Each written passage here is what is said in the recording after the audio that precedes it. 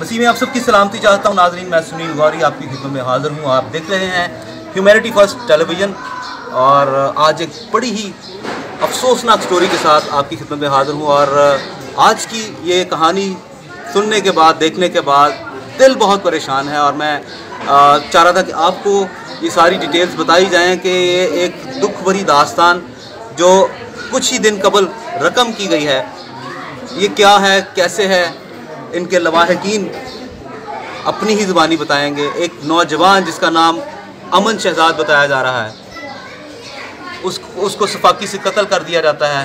वो कैसे हुआ, क्यों हुआ, ये लवाहिकीन एक दुखी माँ अपनी ज़ुबानी खुद बताएंगी। मेरे साथ रहिएगा। बेटा शाम को ये घर से गया है काम से। कब का वाक़या है ये? 6 तारीख को शाम 6 अप्रैल शाम 7 बजे ये घर से खाना शाना खा के निकला है जी। मैंने घर से निकलते हुए उसको पूछा है, मैंने कहा अमन किधर जा रहा है जी।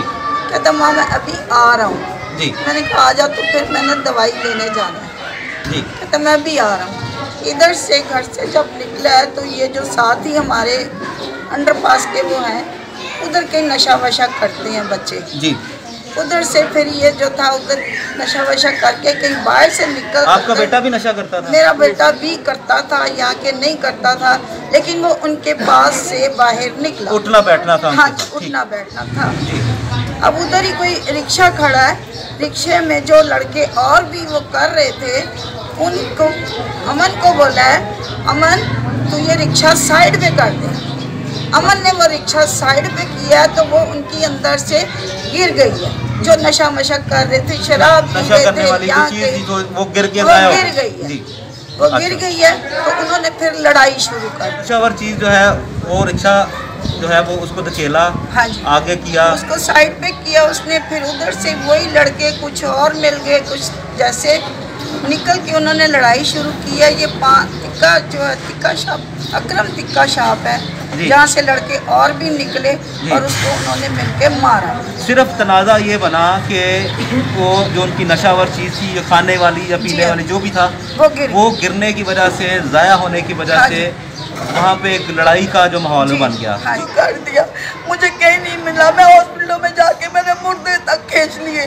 मैंने उनको बोला मैंने क्या अगर कोई टूटा बच्चा मेरा वापस दे दो। इतनी जवान मौत आपको डेड बॉडी कैसे मिली थी? हमें डेड बॉडी किसी ने इसी तरह से, उन्होंने जाके फिर म्यो हॉस्पिटल से पता चला, उधर से म्यो हॉस्पिटल से वो डेड बॉडी जो है वो लेके आए।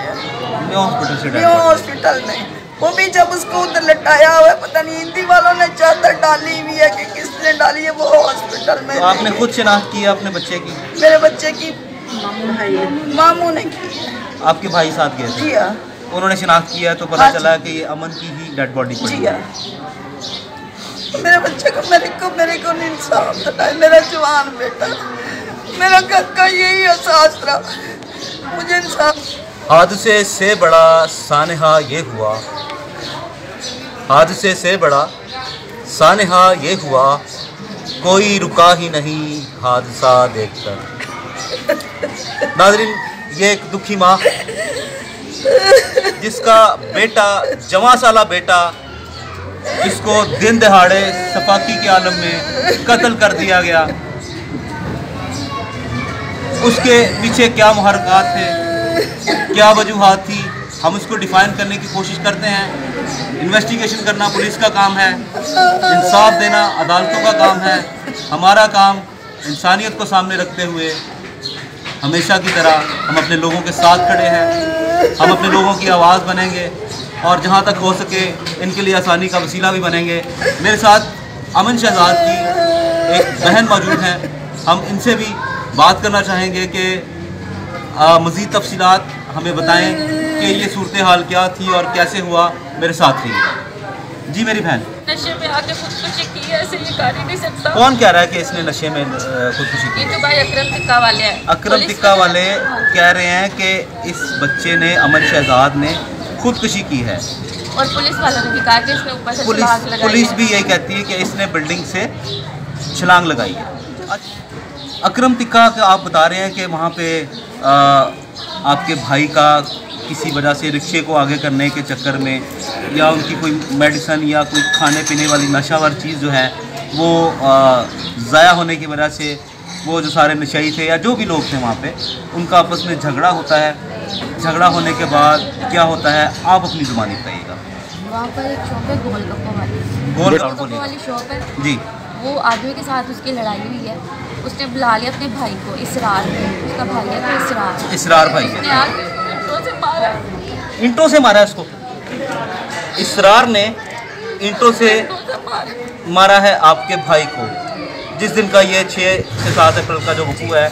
फिर वहाँ पे किसी मोहल्लेदार ने वाईफाई पे खोल दिया कि पुलिस बुलाई है, उनका डाला आया, उसको मारा उन्होंने, पुलिस वालों ने भी मारा है। पुलिस वालों ने भी मारा है, गालियाँ निकाली हैं पुलिस वालों ने, उसको मारा। लेकिन उसने फिर ये कहा कि तुमने मुझे पकड़ा, दूसरे लड़कों को क्यों नहीं पकड़ा, क्योंकि वो क्रिस्टल था, उसको इसलिए पकड़ लिया।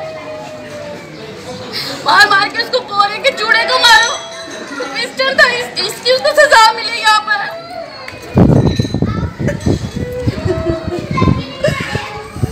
फिर उसके बाद पुलिस उसको मार मार के यहाँ से ले गई, उसने राटों के साथ, पाइपों के साथ उसको नंगा करके उसके कपड़ों के साथ बांधा, मारा, उसको गाड़ी में उठा के ले गए। और हमें कहते हैं यहाँ पे कोई पुलिस ही नहीं आई है, कोई फुटेजेस ही नहीं दे रहा वहाँ की। अच्छा, जब 15 पे कॉल की गई, वहीं पे किसी मुकामी बंदे ने पुलिस को बुलाया, और उसके बाद क्या हुआ, दोबारा से बताइएगा। तो पुलिस वालों ने वहाँ पे एक आदमी था मोहल्ले का जिसने 15 पे कॉल किया है जी। तो मोहल्ले का आदमी तो उसने 15 पे कॉल किया, पुलिस आई है, उसने आकर उसको मारना शुरू कर दिया। पुलिस वालों ने उसको मारा है। कितने लोग थे वो पता चला आपको? कितने लोगों ने मारा इसको? कोई कहता 15 लोग थे, कोई कहता 10। एक डाले के अंदर 10-15 लोग नहीं बैठे? नहीं, वहाँ के लोग भी थे जिन्होंने मुकामी लोगों ने पुलिस के साथ मिलकर उसको जदोकोब किया, और पुलिस भी थी वहाँ पर। उन्होंने उसको मारा है, और इतना मारा है उसको, इतना मारा है।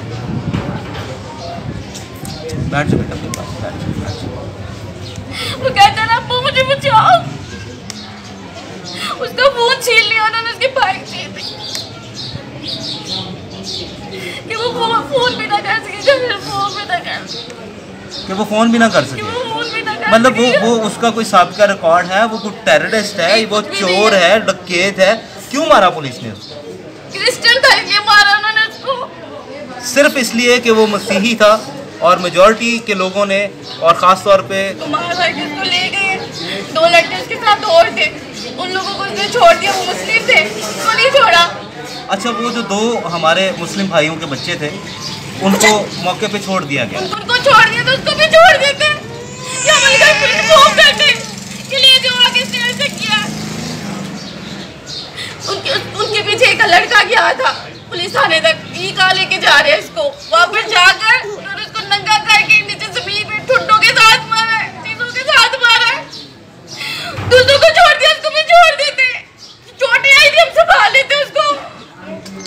अमन शहजाद शादीशुदा था या कमारा था? अनमैरिड था वो भी। अनमैरिड था। आपका सबसे छोटा भाई है ये? पापा कहते थे मेरी शादी करा दो, मेरी शादी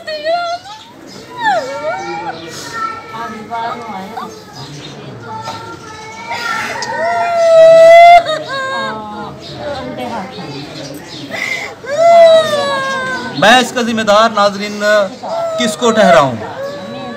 इस मुआशरे को, इस निज़ाम को, या उन इंसानियत के दुश्मनों को? इस घर के अंदर सोग का समा है, और ये 6 अप्रैल से नॉन स्टॉप एक ही मुश्किल में है कि इनका भाई, इनका बेटा कहाँ चला गया। और उसके बाद जब ये बिल्कुल लापता हो जाता है, पुलिस की तरफ से भी मुकम्मल तौर पे तामन इनके सामने नहीं आता। कौन जिम्मेदारी लेगा इसकी? कौन इंसाफ दिलाएगा इनको? सबसे छोटा बेटा, सबसे छोटा भाई, बुजुर्ग बाप की तरफ दिखाएं जी। बाप सत्ते की हालत में है, माँ को पता नहीं है कि वो उसने रोटी खाई है नहीं खाई है, वो कहाँ पे बैठी है। एक छोटी सी वजह से उसको तूल देना, उसके बाद उस बच्चे के साथ इतना गैर इंसानी सलूक करना, ये कहाँ की इंसानियत है? आप हुकूमत वक्त से क्या मुतालबा करना चाहेंगी? इंसाफ चाहिए और कुछ नहीं चाहिए। मेरी बहन खुदावंद आपको जरूर तसल्ली देगा। और इंसाफ चाहिए और कुछ नहीं चाहिए। ये मेरा जवान बेटा, मेरा आसरा, मेरा दिल, मेरी जान, हमारी दिल की थी। सारों के कलेजा निकाल के बाहर रख दिया। मेरे बच्चे का एक कतरा निकाल दिया। खुदा आपको तसल्ली देगा। सजा का हकदार नहीं था। मुझे आंख की पुतली की तरह महफूज रख, मुझे अपने परों के साया में छुपा ले। ज़बूर क्लिप तस्वीर इंटरव्यू अभी लगे हैं गुड फ्राइडे का। और नाज़रीन बताया जा रहा है कि ये कैलेंडर जिसकी कटिंग इसकी तस्वीर के साथ अमन शहजाद जमा साला जिसको सफाकी से कत्ल कर दिया गया, उसकी इन्वेस्टिगेशन उसके बाद ही पता चलेगा वो कत्ल था या सुसाइड थी, वो बात की बात है। लेकिन ये जो कैलेंडर की कटिंग है, उसकी मौत से पहले वो अपने हाथों से ये कैलेंडर लेके आया था और ये शायद इशारा था उसके इस जहान फ़ानी से जाने के लिए। हम इनके बाकी लवाहिकीन से भी बात करेंगे।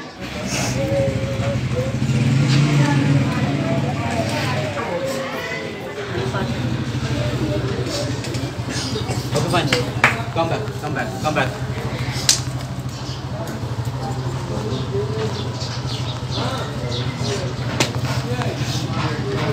अमन शहजाद एक घर का चिराग, जिसको देखते ही देखते बहुत सारे लोगों की आंखों के सामने बुझा दिया गया। बहुत सारे लोगों ने उसके साथ जुल्म किया, ज़्यादती की, उसको तशद्दुद का निशाना बनाया। और आज मेरे सामने ये एक बड़ी अजीब और बड़ी नई स्टोरी है, बड़ी दर्दनाक स्टोरी है। इस भाई की एक और दुखियारी बहन हमारे साथ मौजूद है। हम इनसे भी बात करते हैं कि ये क्या कहना चाहेंगे। मेरे साथ रहिएगा। जी बाजी, मुझे अफसोस है बहुत ज़्यादा कि ये खूबसूरत नौजवान जो है आपका भाई, हमारा भी बेटा, हमारा भी भाई है, वो इस वक्त दुनिया में नहीं है। आप क्या ख्यालात अपने रखती हैं इसके बारे में? तमाम मसीही बहन भाइयों को सलाम। मेरा ये कहना है कि आखिर कब तक मसीहियों के ऊपर ये जुल्म होंगे? कब तक हम यूँ रोएंगे? हमारे जवान बेटे बेटियां, उनके ऊपर जुल्म हो रहा है। मसीही कौम जागो, क्यों सोई हो?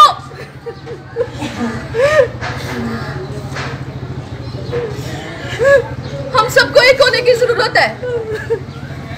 जब हमें यूनिटी होगी, यगानगत होगी, एक होंगे हम लोग, हम सब एक होंगे, तो किसी की जरूरत नहीं है कि हमारे नौजवान नस्ल को बर्बाद करे, उनके ऊपर आंख उठाए। मेरी बहन, अफसोस के लम्हात हैं। गसमनी बाग में मैं समझता हूँ कि जब खुदावंद यीशु मसीह दुआ के लिए गए तो उन्होंने भी घुटने टेक कर खुदावंद से कहा कि इन लोगों को यूनाइट कर लो। रो रो कर कहा। वो बात उस वक्त के लोगों को समझ नहीं आई, तो आज के लोगों को कैसे समझ? वो एक ग्रज था जो उसके मुखालफीन थे, और अपना ग्रज निकालने के लिए, उसको नीचा दिखाने के लिए उसको बरहना किया गया, उसको नंगा किया गया और लोगों के सामने उसको पेश किया गया। मैं इस चीज़ की पुरजोर मजम्मत करता हूँ। जंगल का कानून नहीं है ये। अगर तहरीक इंसाफ के नाम पर बनी है तो इंसाफ कहाँ पे है? मैं मुखातिब होना चाहूँगा जनाब इमरान खान साहब से। आपने कहा था कि सबसे पहले मैं आऊँगा और पुलिस को रिफॉर्म करूँगा। कहाँ है वो पुलिस जो आपने रिफॉर्म की है मेरे मोहतरम? उस पुलिस को मैं देखना चाहूँगा जिसको आपने रिफॉर्म किया है, जिसको आपने ईमानदारी का दर्स दिया है। वो कहाँ है पुलिस? उसी पुलिस ने उसको नंगा करके मारा। उसी पुलिस ने उस बच्चे को बरहना कर दिया और उसको सड़कों पर फिराया बकौल लवाहिकीन। ये बच्चा नहाने के बाद शर्ट पहने बगैर बाहर नहीं निकलता था। इन लोगों ने उसकी इज्जत लुटाई है। वो गैरत बंदा, इन लोगों ने उसकी गैरत साथ किया। इंसानी हकूक़ के वज़ीर से मैं मुखातिब होना चाहूँगा, जनाब एजाज आलम अगस्तियन साहब से। ये है वायलेशन, इंसानी हकूक़ की वायलेशन है। एक भाई, एक बेटा जो पूरे घर की रौनक था, इस पूरे मोहल्ले की रौनक था, जिसको चंद लोगों ने अपनी अना और अपने गरज को निकालने के चक्कर में उसकी ज़िंदगी को ख़त्म कर दिया। उसको सफाकी के साथ, मैं इसको कत्ल कहूँगा, इसको कत्ल कर दिया गया। इस ख़ानदान के दुख का अजाला नाज़रीन आप सब मिलकर कर सकते हैं। हम इनकी सपोर्ट बनेंगे, हम इनका हौसला बनेंगे, हम इनको कानूनी तौर पर इनके लिए सड़कों पे निकलना पड़ा तो हम ज़रूर निकलेंगे। और मैं सिर्फ इतना कहूँगा, ये जैसे थोड़ी देर पहले हम बात कर रहे थे कि हम यूनाइट नहीं हैं, हमारी सबसे बड़ी प्रॉब्लम भी यही है कि हम यूनाइट नहीं हैं, हमें यूनाइट होने की ज़रूरत है। बात करते हैं मज़ीद कुछ लोगों से, कुछ फैमिली मेम्बरान से। अमन शहजाद जवां साला नौजवान जिस पे हम बात कर रहे हैं, इसकी एक और दुखियारी बहन, और बहनें तो सारी कहती हैं कि मैं अपने भाई से सबसे ज़्यादा प्यार करती हूँ, ये भी ये क्लेम करती हैं कि मैं अपने भाई से सबसे ज़्यादा प्यार करती हूँ। वो छोटा भाई जो लखते जिगर था, जो जिगर का टुकड़ा था, जिसको इस जालिम समाज ने छीन लिया है, आज वो इनके दरमियान नहीं है। इसको बरहना किया गया, इसको मारा गया, इसको पता नहीं कौन कौन से दुखों से गुजरना पड़ा, और उसके बाद आखिर में पता ये चलता है कि इसको बिल्डिंग से गिरा दिया गया बकौल लवाहे की। बात करते हैं इस बहन से, वो क्या कहना चाहती है, मेरे साथ रहिएगा। जी बहन। मैं अमन की बड़ी बहन हूँ। मैं मुल्तान से आई हूँ, मेरी शादी मुल्तान में। मेरे घर में शादी थी मेरे देवर की, और मेरी इससे बात हुई 9 तारीख को मेरे देवर की शादी। इसको मैंने बुलाया था कि अमन शादी पे आना है, मेरी कुछ बहनें भी आई थी। इसने बोला बाजी मैं नहीं आ सकता, काम का प्रॉब्लम है। मैंने फिर भी इसको बोला, मैं यहाँ से इसकी पैंट कोट डिसाइड करती गई थी कि तूने आना है। मैं उधर एक भाई को गाना बांध रही थी, यहाँ पर आके मैंने एक भाई पे मिट्टी डाली है। जब मैं इधर आई तो हम लोग बात कर रहे थे कि अगर केस का कुछ पता नहीं चल रहा तो हम लोग कुछ और मजीद करते। इतनी देर में मेरा मामू आ गया, रो गया। हम लोग सारी बहने भाई कि शायद वो बाहर आ गए, लेकिन नहीं, उनको तो इतना मारा है उसको। यहाँ पे मोहल्ले में बाकी है। मेरे भाई को बोला कि मैंने, मुझे पता है कि वो बाजी आपको बता देंगी, उनका नाम इशरत है। हम लोग उधर चले गए उनके घर। उनको मैंने बताया कि मैं अमन की बहन हूँ जिसके साथ ये हादसा हुआ है। उन्होंने इनकार कर दिया, नहीं हमें नहीं पता, वो डर गई थी। उसकी छोटी बहन ने फटाफट मुझे बताया कि बाजी वो हमारे दरवाजे के साथ आगे लगा है। उसको पुलिस वाले इतना मारे थे, यहाँ पे कैमरा लगा हुआ है, तिक्का शाह, वहाँ पे सबको आपको फुटेज मिल जाएगी, लेकिन वो दे ही नहीं रही है। उन्होंने बोला वो हमारे दरवाजे के साथ आगे लगा है, उसको लोग मार रहे थे, पुलिस वाले मारे थे, और वो जोर जोर से बोला था अबू जी मुझे बचा लो, मुझे बचा लो, वो किसी के हाथ में नहीं आने वाला लड़का। इनने उसको चूड़ा बोले। हम मुस्लिम कम्युनिटी में रहते, हमने कभी किसी के साथ गलत नहीं किया। मेरी सिर्फ यही दरख्वास्त, सिर्फ हमें इंसाफ चाहिए। खुदा आपको तसल्ली दे मेरे। ये बच्चा अम्मी ने पैदा जरूर किया है, लेकिन पाला हमने है। ये बच्चा मेरा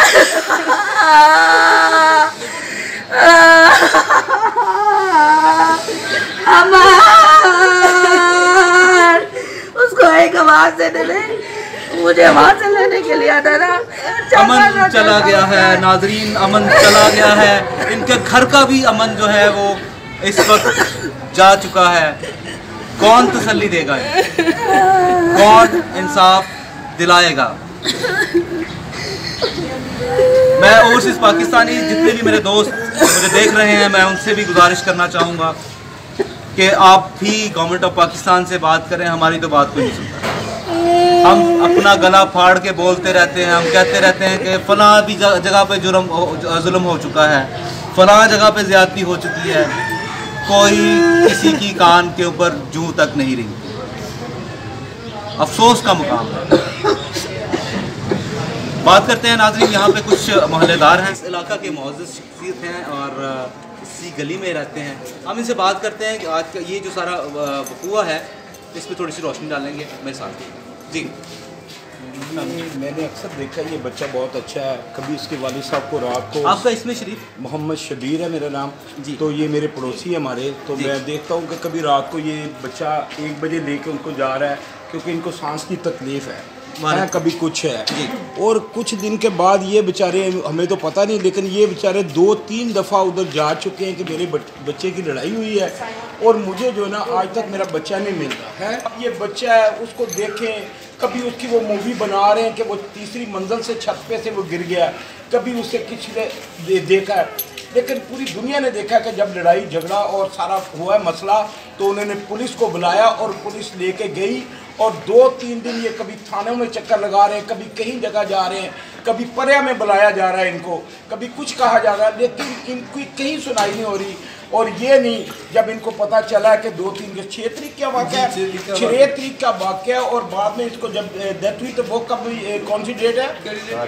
8 तारीख, यानी कि 6-7 तारीख, यानी कि 1-2 दिन के बाद वो बच्चे का पता नहीं चल रहा। तो जब पता चलता है तो ये पता चलता है कि वो बच्चे की डेथ हो गई है। कब ये इंसान, कब तक ये तब्दीली सरकार जिसको हम खुद लेके आए हैं कि भी ये जो है ना कि लोगों को, गरीब आवाम, ये बताएं कि क्योंकि हमारे पड़ोसी थे, हमने तो कभी नहीं किसको देखा कि ये है। मैंने अक्सर देखा कि इसका वालिद साहब जो है ना सांस की तकलीफ है, कभी उसको हॉस्पिटल लेके जा रहा है, कभी उसको कहीं लेके जा रहा है, यहाँ गली पे खड़ा होकर अक्सर मैंने देखा था मोबाइल पे कोई बात करता रहता था। लेकिन यहाँ तो, लेकिन ये बात है कि मैंने उसे कभी नहीं ये देखा कि उसने ये किया या वो किया। उसका सलूक लोगों के साथ अच्छा था।